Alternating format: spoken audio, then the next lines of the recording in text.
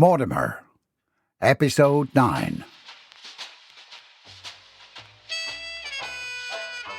Thank you for tuning into Mortimer, a book written by M.W. Cedars and narrated by Michael Drew. The theme music was written and performed by Danny Torgerson. Mortimer is an entire novel that you may decide to read in print or digital form. Yet each episode of this audio podcast is broken up into a serial of sorts for your enjoyment. We hope you enjoy this duty-free audio presentation of Mortimer.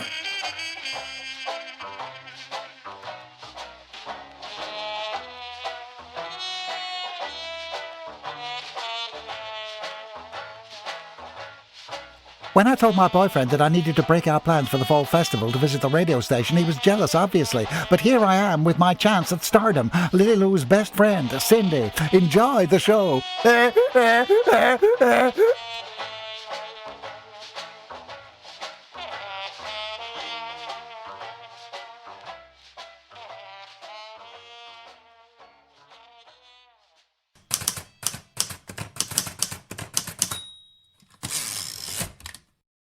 A silver-haired man with thick bifocal glasses stood behind a counter sorting stacks of correspondence, and he looked up as Mortimer stepped up to the counter. "Mr. Ascariot," he managed to smile, "how do you do?" "I've a very important correspondence," Mortimer declared, pulling the sweat-stained letter out of his soggy lapel. "Ah, yes." The postman cringed and accepted the envelope. "Is this all?" "This letter is top secret and must only be delivered by your best and most trusted manservant." "Oh, I assure you it will be delivered to—" The man read the address. "Chicago, safely." "I shall need a complete list of whose hand shall carry my letter throughout its entire journey." "Oh, I'm afraid I do not have a list of letter carriers between here and Chicago, sir." "Inconceivable!" Mortimer's eyes bulged out of his indignant face. "Do you not keep a transition log? What kind of an antiquated facility is this?" "Well, I promise you that your letter will leave in the morning and arrive quite safely." "Tomorrow?" Mortimer was undone. "Were the president here, he would shut this place down once and for all." "Excuse me?" Mortimer leaned over the counter. "The civil liberties of the entire continent are being compromised, and the contents of this correspondence is this great country's only hope for justice and truth to reign once more." "Oh." "This shall not be borne." Mortimer threw his finger into the air. "Call President Woodrow Wilson. Wire the King of England. This shall not stand." Mr. Ascariot, you must calm yourself." The postman straightened his linen-collared shirt. "You're quite out of line." There was the sound of a doorbell from behind, and a voice was saying, "Now, children, this is a post office. This is where—" Her voice was interrupted by the sounds of screaming. "Ah! I can see his butt hair! Sister, what is that?" The postmaster's bushy white brows drew inward in confusion, and Mortimer bent over the counter trying to gain his attention. "Paul Revere, patriot of the American Revolution, rode day and night to deliver news that saved this country from certain devastation. Shall you follow in the footsteps of this great soldier, or fall into the clutches of evil itself?" "Mama!" "What on earth?" The postman ignored Mortimer's words, for he saw that the nun was staring at Mortimer, her jaw hanging open in horror, her face unaccustomarily pale. In temporary abandon of his reverie, Mortimer turned toward the commotion. The entrance to the previously vacant post office was now cluttered with at least a dozen tiny midgets, accompanied by a nun. Some of the children were pointing and laughing, while others stood there, their faces frozen in consternation. "Sister, what is it?" the postmaster asked above the jeers of the children. At his voice, the sister seemed to snap out of the momentary shock that had befuddled her senses. She immediately slapped her hands over her eyes, and she shrieked along with the children, "Lord, have mercy!" She whirled around, and once her back was towards the men, she threw one of her arms out protectively like a bird might when drawing in its chicks. "Children, quick! Turn around! Go out the door!" "Sister Agnes, please!" the postman called out impotently, and then, with horror, he watched as the children scattered in all directions, and the nun, who was still walking with one hand over her eyes, ran smack into the door. "Sister Agnes!" the postmaster yelped, as the nun fell in a rumpled heap onto the floor. The children began shrieking as mass hysteria broke out. "Oh, dear!"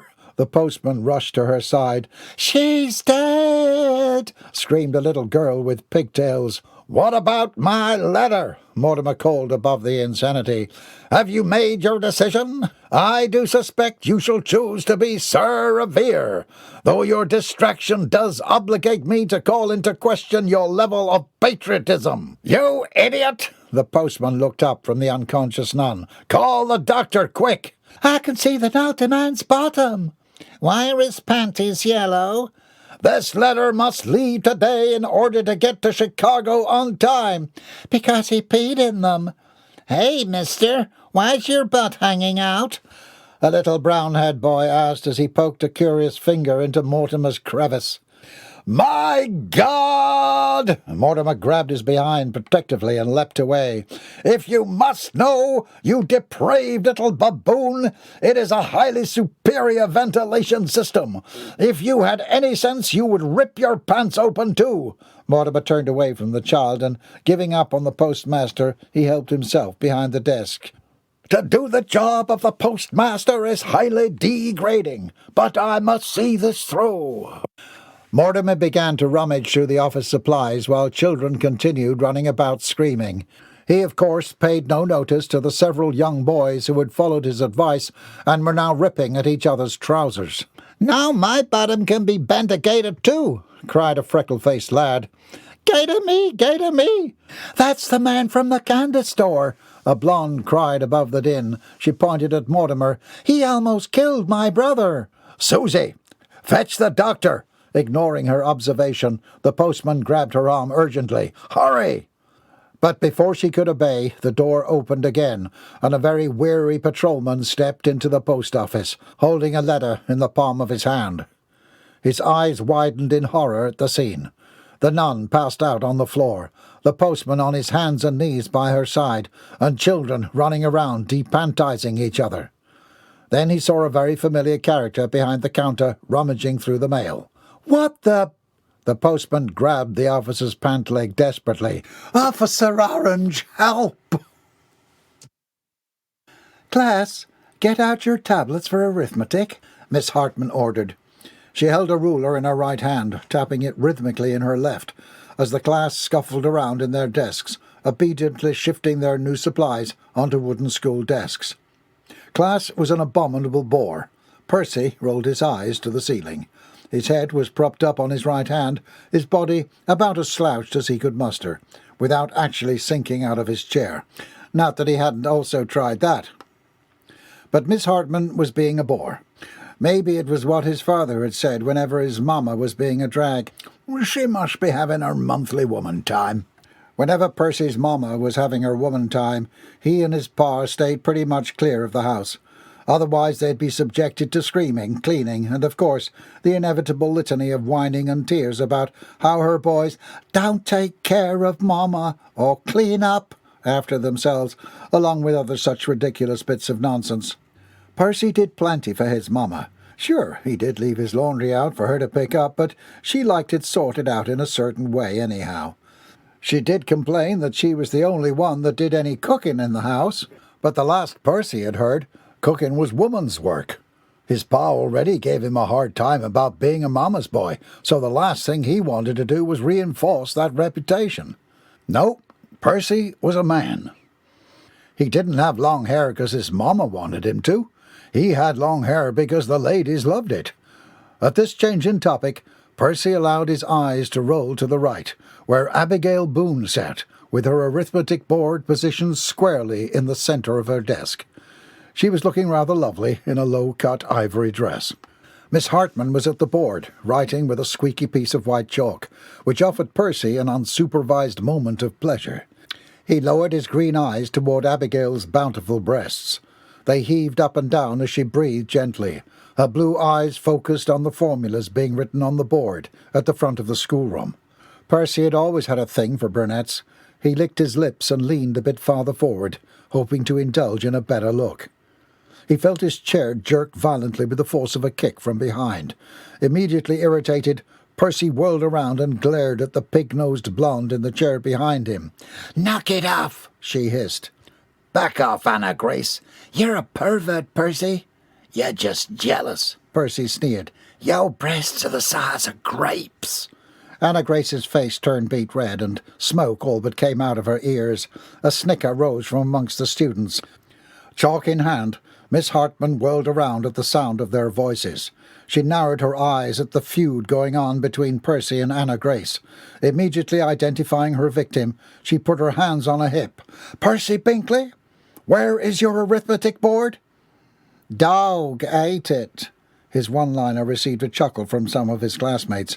Percy looked around and grinned, receiving the approval from his cohort with pride. "Percy Binkley, come here." "I'm quite comfortable here, Miss Hartman."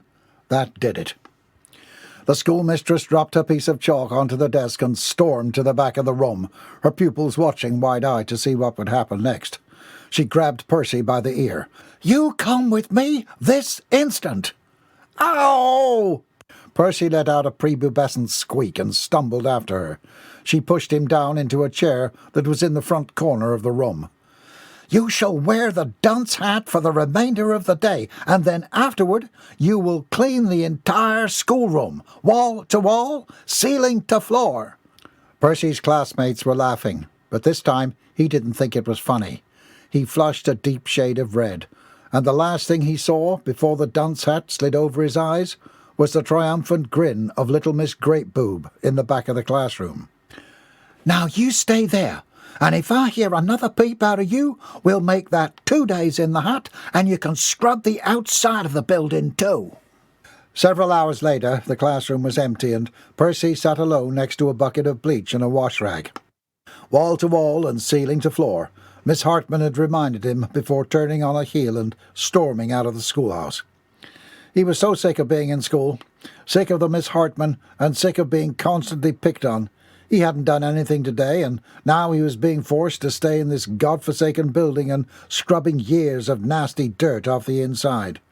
Cleaning was supposed to be a woman's work. Percy ground his teeth.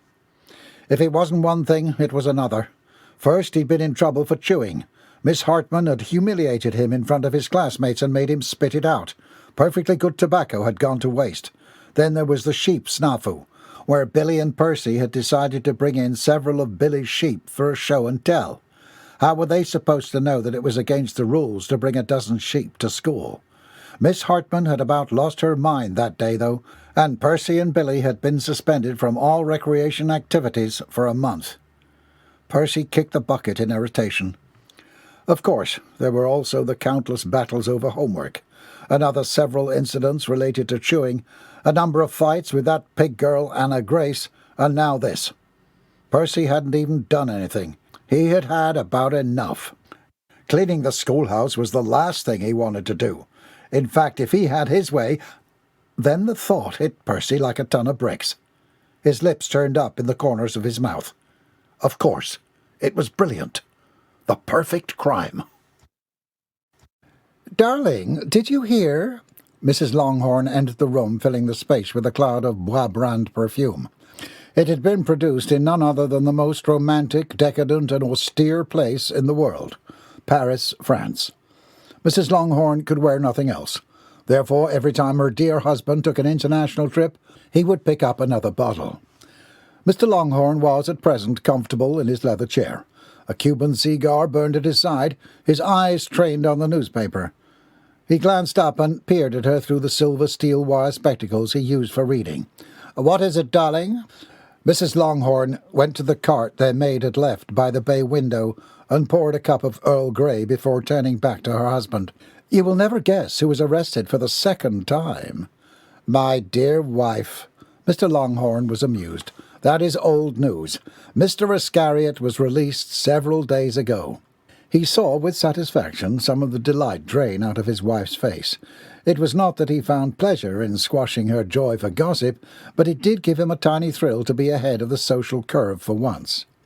But Mrs. Albright insisted that he'd just been released. I trust the newspaper, dearest, not the town gossip. It was in the paper? Mrs. Longhorn was genuinely shocked. She sat down on the pale white Victorian sofa and gazed at her husband curiously.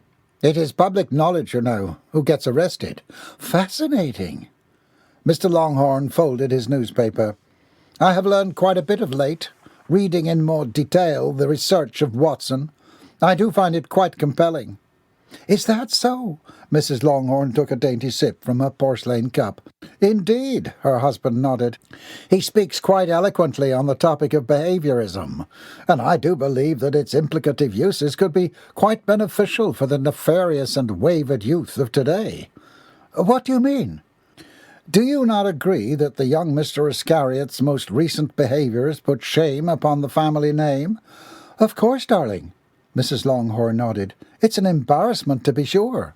But, dear wife, Mr. Longhorn raised a pointed finger, do remember our family is not blameless, for our firstborn spent his fair share of time behind bars. Oh, do not mention that. Mrs. Longhorn felt the blood draining from her face. Do not remind me of those horrible times. Incensed, Mr. Longhorn picked up his cigar and began to pace about the room, an idea brewing in his head.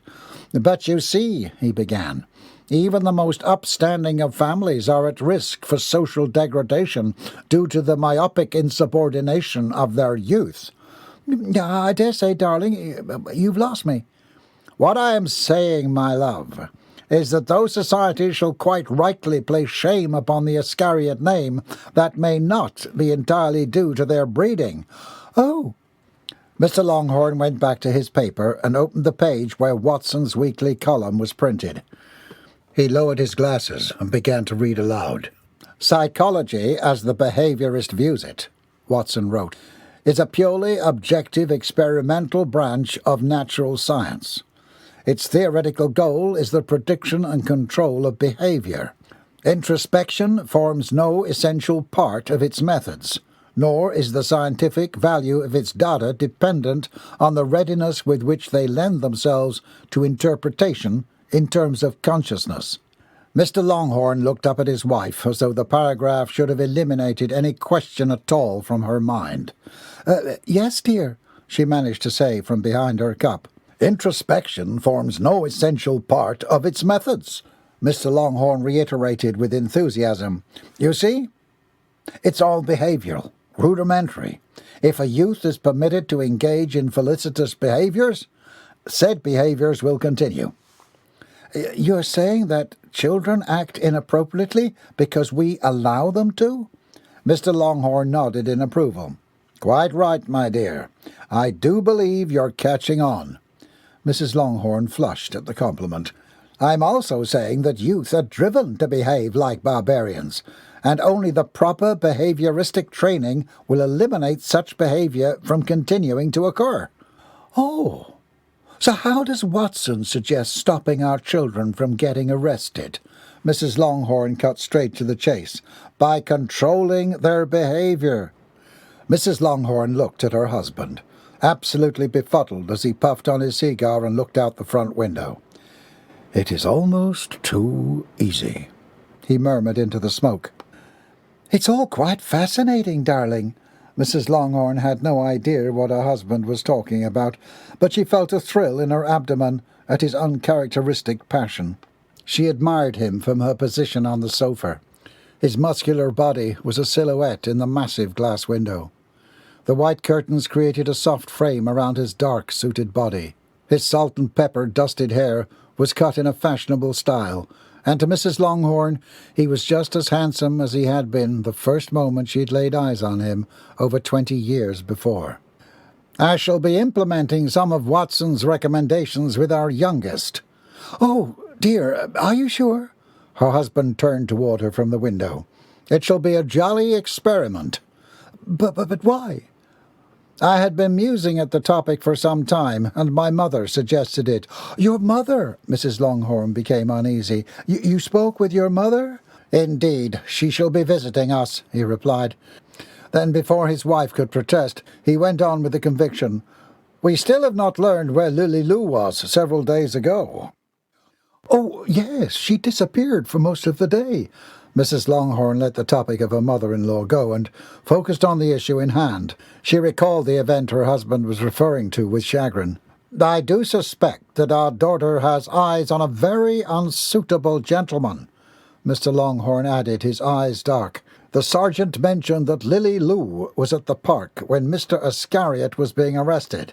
Said she put up quite a fuss. Oh, do not even mention his name, Mrs. Longhorn said dramatically. Oh, darling, I feel ill, even thinking about him being my son-in-law. Quite right, Mr. Longhorn added. Her behaviour is absolutely intolerable. I shall apply an undesirable consequence. But before Mr. Longhorn could go on, there was a knock on the door to the sitting-room. I'll get it. Mrs. Longhorn set her teacup carefully on the table next to the sofa and went to the door. It was their maid. She curtsied silently and handed the mistress a telegram. Thank you. Mrs. Longhorn returned to the sofa and admired the heavy paper with the elegant calligraphy script. Who was at the door? Lady Lou breezed into the sitting-room breathless. Her hair was styled and hung around her lovely face, while she wore a pale blue gown that had a sensible collar about her neck. Pearls shimmered at her ears, and her bright eyes flashed with anticipation. A telegram! Mrs. Longhorn turned toward her husband. Darling, shall you like to open it? You may. He turned back toward the window, his thoughts racing with new ideas from his research. Then he heard a gasp from behind. He looked over his shoulder. What is it? It's from the Ascariot Manor. Mrs. Longhorn looked up from the letter. They're having a coming-out party for Mr. Ascariot. It says that they're inviting all the eligible females to the house to introduce them to Mortimer as an eligible bachelor. Mortimer? Lily Lou was all ears. Her heart thudded in her chest. Was it true? Had Mortimer finally decided he was ready to find a wife and settle down?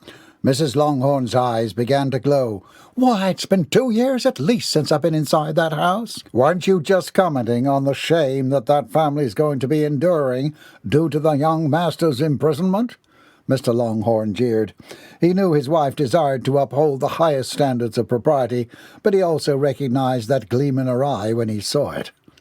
Shame? Lily Lou was indignant. Mortimer was arrested in error. It was not his fault. A party at the Ascariot Manor. Mrs. Longhorn mused, ignoring her daughter. The Ascariots had always fascinated her. In fact, had their families not been in direct competition with each other, Mrs. Longhorn suspected that she and Mrs. Ascariot might have been quite good friends. Would you like to go? Her husband asked with a knowing look. Oh, dear. It would likely bring us shame, though, wouldn't it? She looked up from the letter, feeling quite torn. But, Mother... Indeed, associating with a family of such unscrupulous behaviour could reflect upon us unfavourably. But like you said, our dearest Reginald has quite recovered from his days of malfeasance. Lily Lou looked between her parents, confused by the conversational waltz they seemed to be engaged in. Yes, society quite respects him now, agreed Mr. Longhorn. And considering our businesses... His wife chewed her lip, making Mr. Longhorn smile. It was a behaviour she would never permit in public, because to her it was absolutely improper. However, at home her guard was down, and during those rare moments Mr. Longhorn saw her chew her lip. Business indeed. Oh, perhaps it would be beneficial to attend the party after all, for the sake of the company. Of course. Mr. Longhorn grinned at his wife, who folded the invitation with satisfaction. Does that satisfy you, Lily Lou? Mrs. Longhorn glanced at her daughter. Lily Lou shook her head slightly, confused at what had just transpired. Yes, of course. Everyone else in town will attend, of course, but they will go to gawk at the mansion and the family, and maybe to catch a glimpse of Mrs. Ascariot. But we shall only go for the purpose of business. Not for matchmaking. Mr. Longhorn looked at his daughter decidedly. Well, why ever not? I have an idea. Mr. Longhorn piped up with a smile. Let us bring along a little friend for our Lily Lou to socialize with. I imagine there will be other young ladies there for our youngest to entertain herself with. How about Mr. Brennard? Mr. Longhorn suggested. His father's in banking, quite a nice young gentleman. Wonderful idea, darling. Herbert, why would I bring a date to another man's coming-out party? We wouldn't want to give the Ascariots the wrong impression. What kind of an impression would that be? Lily Lou dared to ask. Mr. Longhorn took a final drag from his cigar. That you were available, of course. He dashed Lily Lou's dreams in one fell swoop. But... He stubbed out his cigar into the Tiffany ashtray and started toward the door.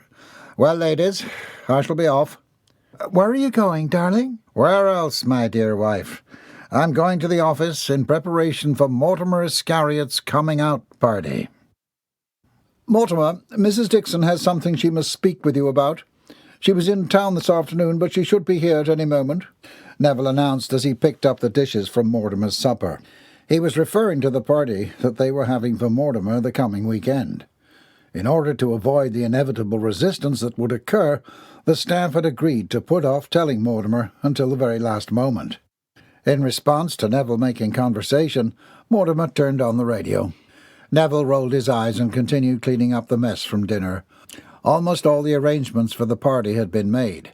The menu was beautifully designed to include 5 elegant courses, bragging some of Mortimer's staple favourites. Additional help was hired to assist Mrs. Peabody in the cooking.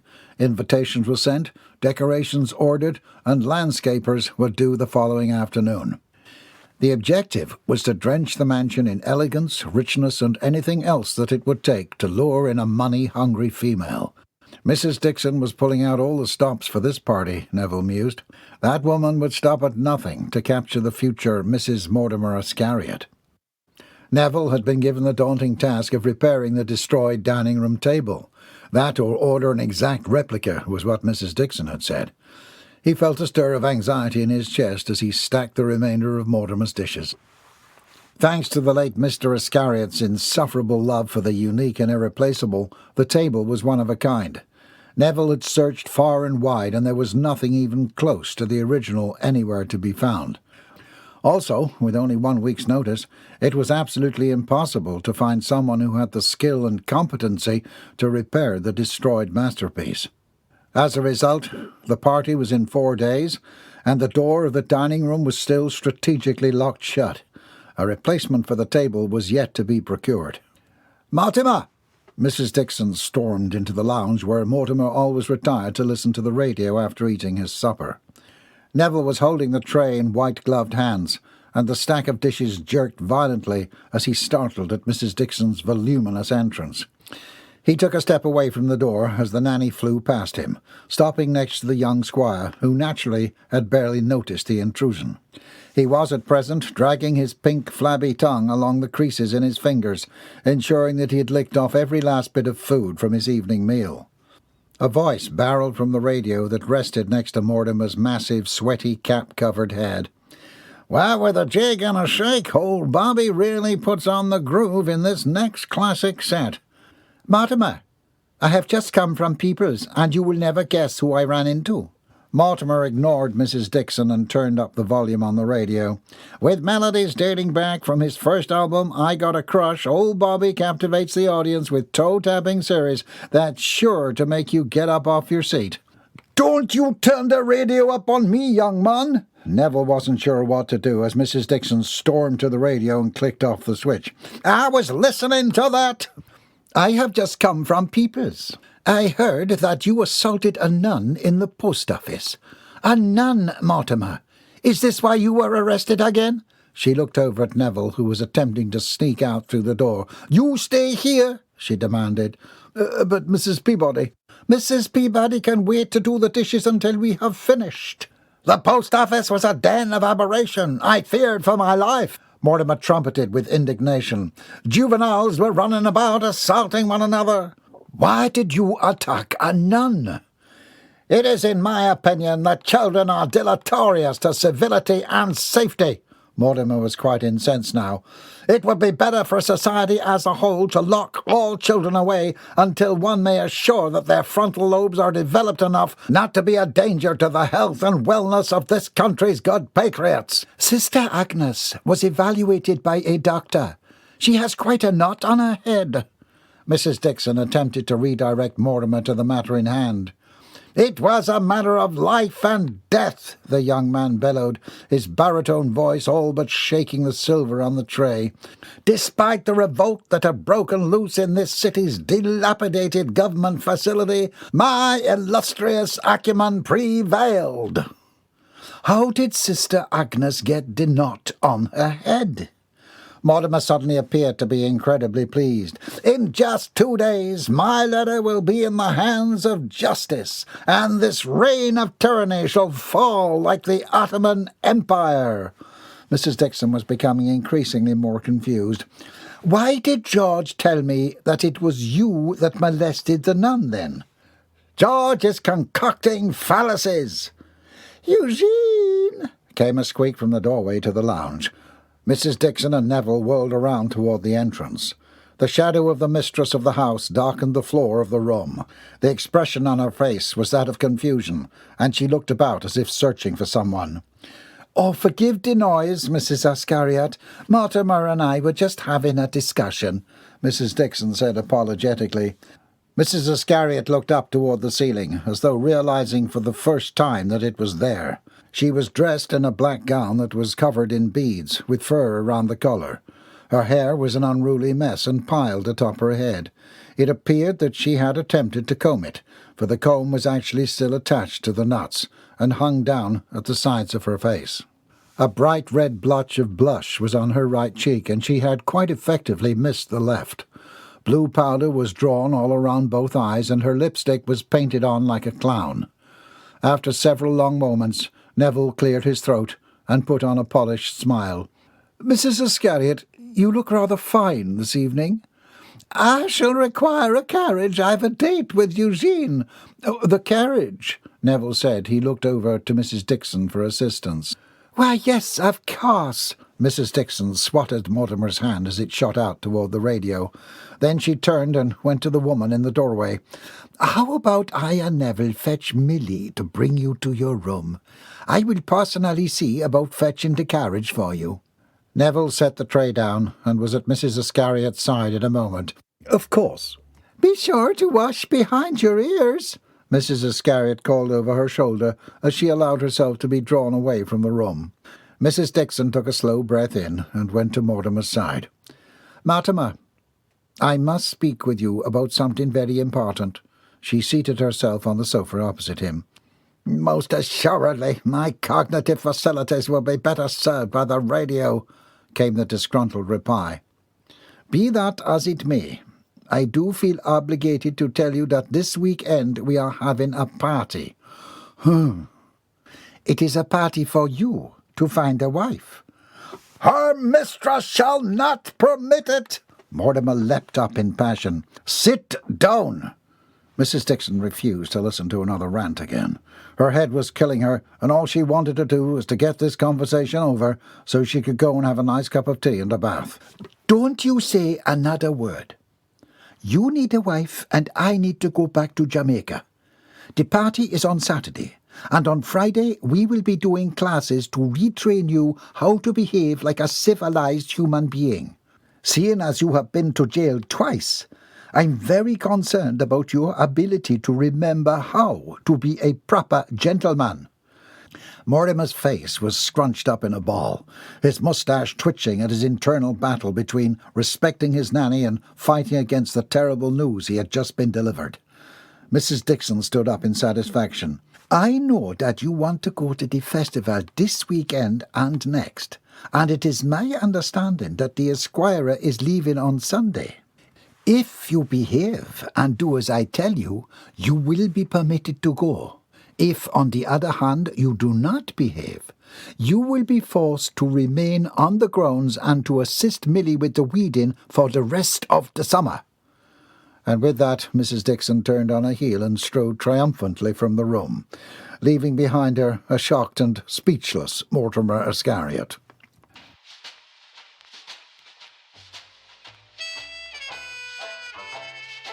Learn more at www.mortimerbook.com. Copyright 2022 M.W. Cedars. Written by M.W. Cedars, the author's pseudonym, audiobook performance by Michael Drew. Neither this author nor affiliates, comrades, patriots, or associates are engaged in rendering professional or non-professional advice, services, recommendations, or any other suggestions of any kind to the individual reader. This book is purely fiction, and all opinions and all likenesses of characters, industries, cities, or associations with any place or anyone you know are purely coincidental. Thank you for subscribing to Mortimer, a book written by M.W. Cedars and narrated by Michael Drew. The theme music was written and performed by Danny Torgerson. Be sure to download the next episode.